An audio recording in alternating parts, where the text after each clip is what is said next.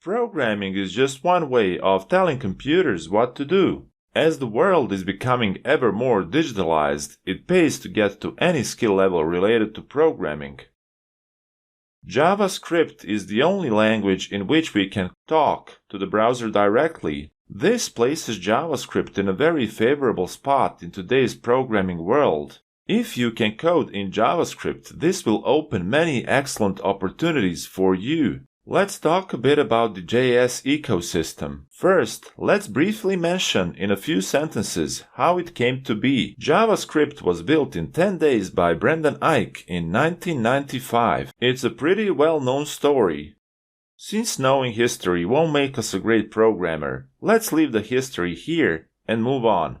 So, how did JavaScript evolve? Well, there's this standards authority named ECMA or ECMA. The name used to stand for European Computer Manufacturers Association. It's located in Switzerland, and in the meantime they rebranded to ECMA International. They maintain the ECMA specification, which is the in-depth technical description of how JavaScript should work. Browser vendors, companies building browsers, then implement their own JavaScript engines inside the browser, based on the ECMA spec. That's why sometimes the language is referred to as ECMAScript.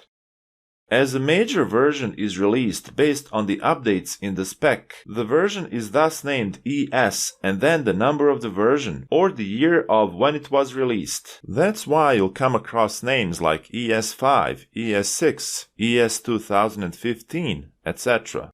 Here are the most important things to know about this version naming. ES5 is a version of ECMAScript released in 2009. It's got a very wide support, even in older browsers. ES6 is a newer version, released in 2015. It's got a pretty good support. ES6 is sometimes referred to as ES 2015. There are newer versions such as ES7, ES8, ES9, etc. The takeaway: all you need to understand is how this naming generally works, and that the two major versions you need to be aware of are ES5 and ES6. This is the very minimum that you need to understand.